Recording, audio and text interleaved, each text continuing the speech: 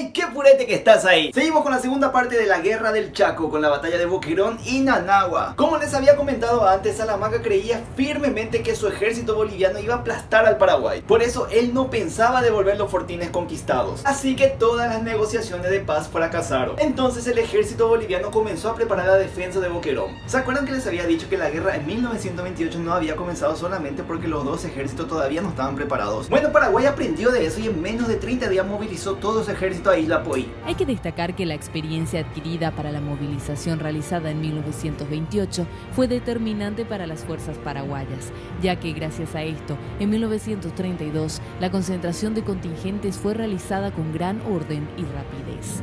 Esta situación fue una sorpresa para el propio enemigo, pues el Estado Mayor boliviano jamás se imaginó que el Paraguay inerme y anarquizado podría movilizar y concentrar en el campo de batalla a 16.000 hombres armados y equipados en apenas 16 días. Y pensar que hoy en día todo el mundo se la chupa a los nazis porque inventaron la Blitzkrieg o la guerra relámpago. Los paraguayos con 8 años antes ya hacían eso. Y te le contan que con cualquiera que te hace una guerra relámpago. Hacen la guerra relámpago descalzo en el Chaco a ver si sos tan macho. Esta rapidez era fundamental porque el ejército boliviano era mucho mayor, pero ellos iban a tardar 4 meses hasta movilizar todo su ejército. Y también se acuerdan que les había dicho de que Paraguay se había preparado en silencio para la guerra. Bueno, esto también jugó a favor de Paraguay porque el ejército boliviano jamás pensó que el ejército paraguayo iba a estar tan preparado. Bueno, menos mal que en esa época no había internet.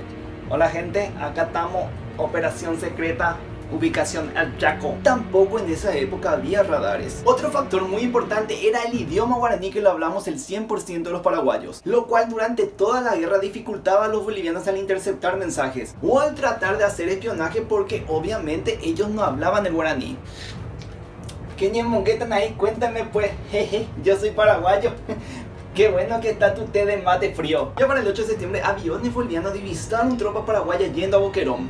El 8 de septiembre la aviación boliviana divisó una inmensa columna paraguaya compuesta por aproximadamente 5.000 soldados que se dirigían a Boquerón. El coronel José Félix Estigarribia había planeado un ataque frontal con muchos hombres para conquistar Boquerón, lo cual fue un rotundo fracaso, como mis intentos de conquistar a Ana Laura. Les hicieron porón, aunque ahí aprendió que los ataques frontales no iban a funcionar para nada en el Chaco. 5.000 hombres del primer cuerpo de ejército paraguayo comenzaron a marchar rumbo a Boquerón.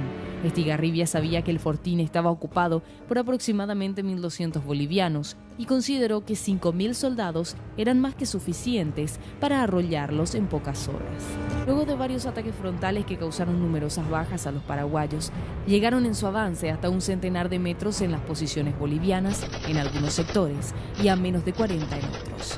El nutrido fuego de la fusilería y de las ametralladoras bolivianas diezmó in misericordia las filas paraguayas, imposibilitando todo propósito de capturar el fortín. Al final de aquel primer día de batalla, en filas paraguayas reinaban la confusión y el desconcierto, lo que fue aprovechado por una compañía boliviana para entrar en Boquerón con refuerzos. Además, las fuerzas paraguayas fueron aquejadas por un nuevo enemigo, que era el terrible tormento de la sed. Muchos historiadores concuerdan de que después de ese primer día de ataque fatídico, que fue un rotundo fracaso para los paraguayos, si los bolivianos hubieran tomado la iniciativa y en vez de quedarse defendiendo, hubieran atacado con todo a los paraguayos, el resultado de la guerra hubiese sido otro. Después de ese primer día, el teniente Manuel Marzana, quien estaba a cargo de la defensa de Boquerón, le había dicho a sus superiores que rechazó con éxito a todo el ejército paraguayo, quienes a su vez le comunicaron a Salamanca, y después Salamanca le comunicó a todo el pueblo boliviano que fue una gran victoria boliviana contra todo el ejército paraguayo. Como les había dicho antes, esto era un problema muy recurrente en el ejército boliviano, la falta de información. La falta de comunicación del Ejecutivo en los altos mandos militares fue un problema que aquejó al gobierno de La Paz desde el inicio de la guerra. Basta con mencionar que el reporte del primer día de enfrentamientos en Boquerón, que se saldó con victoria boliviana, indicaba que ante la derrota, el teniente coronel José Félix Estigarribia había tomado la decisión de suicidarse. Pero como el coronel Estigarribia había aprendido muy bien la lección, cambió su estrategia y en lugar de eso comenzó a cercar Boquerón, cerrando el paso para que lleguen los refuerzos y las provisiones. El ejército paraguayo optó por rodear Boquerón, aislándolo del resto de los fortines circundantes. Y Marzana solamente se dio cuenta 3 días después de lo que estaba haciendo el ejército paraguayo. Así que Boquerón quedó totalmente aislado. Las fuerzas paraguayas estaban muy afectadas moralmente por el fracaso del primer día de batalla, por lo que la operación de rodeo se llevó a cabo de una manera bastante irregular, llegando a completarse el cerco recién después de 3 días. Cuando Marzana se dio cuenta de la táctica de rodeo desarrollada por los paraguayos, impartió órdenes terminantes para que se ahorre munición con mira siempre a prolongar la resistencia hasta el último cartucho. Llegó un punto en el que era tan pero tan crítico que los refuerzos y las provisiones bolivianas, al no poder cruzar el cerco paraguayo, tenían que enviar sus provisiones a través de aviones. Otro problema era que los aviones no podían volar muy bajo porque obviamente estaba la artillería paraguaya ahí y tiraban desde muy arriba las provisiones, que hacía que las provisiones se malograran o si no cayera en manos paraguayas. Los sitiados apenas tenían víveres para un día más y agua en cantidad insuficiente para abastecer a los defensores. Un pozo de agua fue destruido por la aviación paraguaya, el otro estaba ubicado expuesto al fuego enemigo, tal que solo era posible acercarse en horas de la noche, mientras que en el tajamar varios cadáveres se pudrían. En estas condiciones continuó el sitio. Para el 28 de septiembre, los bolivianos llevaban días sin víveres y las reservas de municiones estaban agotadas. Así, después de casi 20 días de una heroica resistencia boliviana, cae por fin Boquerón. Con la rendición de los bolivianos se puso punto final a una de las batallas más importantes de la guerra. Soldados hambrientos, sedientos, en condiciones inhumanas. Cuentan que el centro de salud de Boquerón, o sea, el mini hospital que tenían ahí, no parecía ni siquiera un hospital, parecía más bien una carnicería. Inclusive después de la batalla de Boquerón, a esos soldados que fueron capturados, que defendían Boquerón, se los trató de héroes, y no solamente del lado boliviano, sino también del lado paraguayo. Los paraguayos quedaron sorprendidos al comprobar que los defensores de Boquerón eran 446 soldados y 20 oficiales al borde de la inanición. El cuadro patético de la guarnición del Fortín despertó la admiración del enemigo y de la comunidad internacional. Tomados prisioneros, el coronel Marzana y sus soldados marcharon al cautiverio. Pero volviendo a la guerra, la batalla de Boquerón fue muy pero muy importante para poder ganar la guerra. Por estas simples razones: uno, se recuperó un fortín muy estratégico para el ejército paraguayo. 2, se venció a un rival que hasta entonces se lo consideraba muy pero muy superior. Tipo una onda, jeje, ganamos, ¿viste? Así nomás.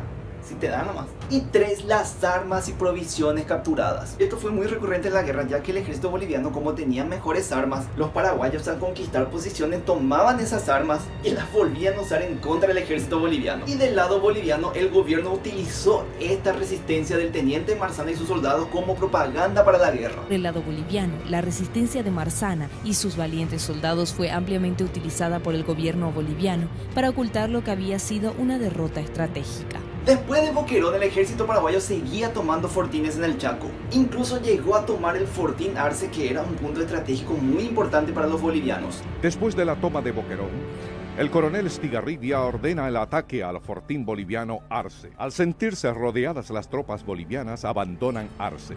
Estaba todo tan descontrolado que el alto mando boliviano mandó frascos con cólera para que se esparcieran el agua y así poder enfermar a los soldados paraguayos, lo cual el doctor del ejército boliviano, Gabriel Arce Quiroga, dijo rotundamente que no, por cuestiones moralistas y sanitarias. En abril de 1972 apareció un relato que nos revela un secreto espantoso.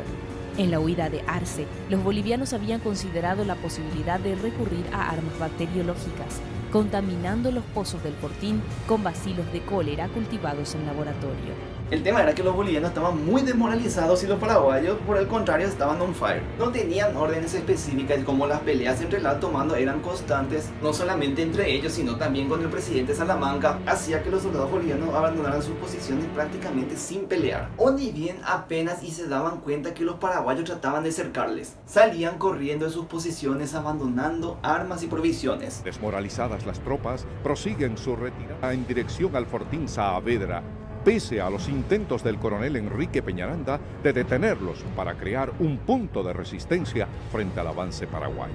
Así que para solucionar este problema, en diciembre de 1932, el presidente Daniel Salamanca nombra a Hans Kuhn como nuevo comandante en jefe de las Fuerzas Armadas Bolivianas.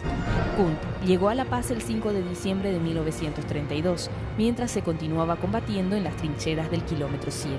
Rápidamente, él solo toma el mando del ejército. al cual había dirigido hasta 1926. Kun décadas atrás había reestructurado y reorganizado el ejército boliviano según el modelo prusiano, y era muy querido en ese entonces por los soldados porque él mostraba mucho interés por el bienestar de dichos soldados, y así aunque tenga opositores en el ejército y en el gobierno, gozaba de mucha aceptación de parte del pueblo y de los soldados. Ya en enero de 1933 concentra sus fuerzas muy superiores en armas y soldados para tratar de conquistar Nanagua, que era un fortín que estaba siendo defendido por los paraguayos. General Kun, una vez llegado al Chaco, ordenó la ofensiva con 2 cuerpos de ejército sobre Isla Poí, centro neurálgico del ejército paraguayo. Un cuerpo de ejército debería retomar los fortines Corrales, Toledo y Fernández, que habían sido recapturados por la ofensiva paraguaya de septiembre y octubre.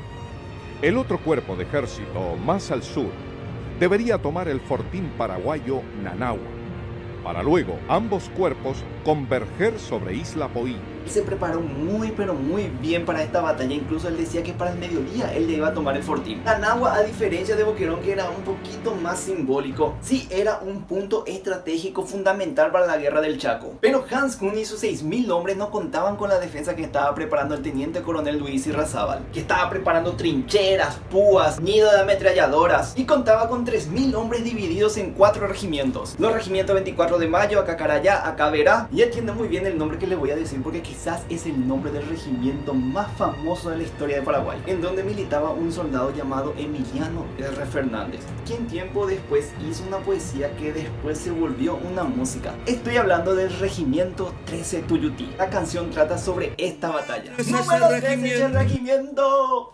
Ramoñaró mante Oyecua, Fortín Nanagua, che campamento, la muralla viva, oye ja. Natajupi mi mano a la visera, Jatamboyo ya se maracamí. Jamongaray, Bonanagua, Chinchera, hasta los Purajey, 13 Tuyutí. A los Purajey, regimiento 13, Nanagua de Gloria, Hielo Viejaíte. Haití, Huira y regimiento 7, la muralla viva, Mopuajaré. Ya el 20 de enero comienza el asedio a Nanagua. Durante la primera jornada, los combates continuaron hasta horas de la noche.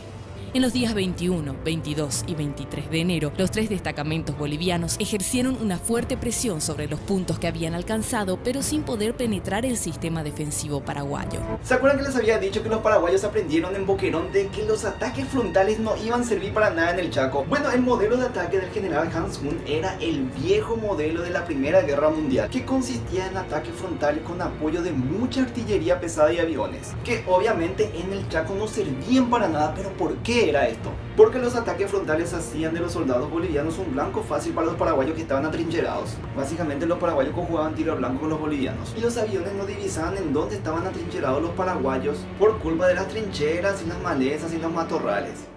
Es el mexicano matorrales por culpa de los yuyales. Pero el general Hans Kun creía firmemente que su ejército, al ser superior en armas y soldados, le iba a dar chachita al ejército paraguayo, cosa que no pasó. 20 de enero los bolivianos empezaron a acercar los medios para el ataque, que comenzó a la mañana, descargándose toda la potencia del ejército boliviano en el lugar denominado Fortín Nanagua. Los paraguayos respondieron con nutridas descargas de artillería, que incluía morteros, armas automáticas y fusilería, y lograron contener 3 avances del enemigo.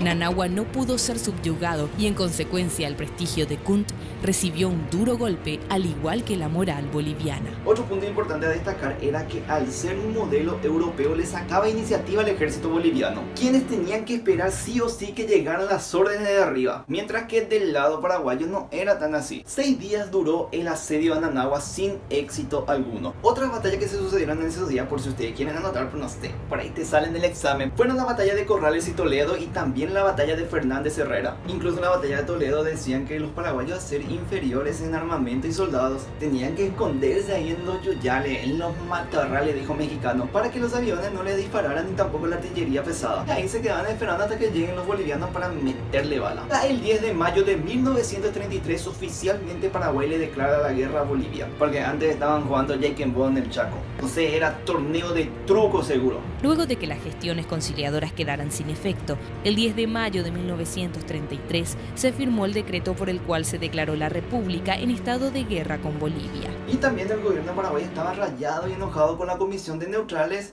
porque ellos sentían de que siempre salían a favor de Bolivia. También se acuerdan que les había dicho de que la Liga de las Naciones dictaminó que Paraguay era el país agresor. Bueno, este dictamen de la Liga de las Naciones jugaba en contra de Paraguay porque sufría restricciones y prohibiciones. Declarado el estado de guerra, Bolivia acusó al Paraguay ante la Sociedad de las Naciones. El organismo internacional declaró al Paraguay como país agresor y como consecuencia, sus compras de armamento fueron embargadas. Pero volvamos a la guerra. En julio de 1933, Hans Kuhn organiza un nuevo ataque, o sea, un nuevo asedio a Nanagua. Y ahora Hans Kuhn, después de varios fracasos, estaba en la cuerda floja. Y solo una enorme victoria como la de Nanagua le iba a volver a dar credibilidad con el gobierno, con el ejército y con su gente. En 6 meses de ofensiva, los resultados obtenidos por el general Kuhn habían sido muy escasos.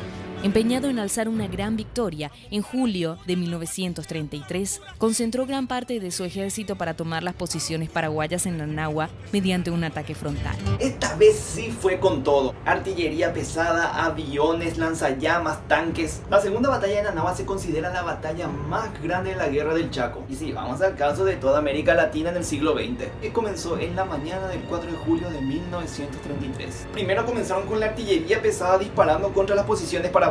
Después una oleada de soldados se abalanzaron contra las trincheras y con ellos venían los 2 tanques de guerra Vickers, y uno fue inmovilizado por un mortero y el otro sufrió averías. Mira, ese te pasa por comprar los chinos. Así lo ya era. No eran chinos. Pasadas las 9 de la mañana del 4 de julio, inició la mayor batalla de la guerra.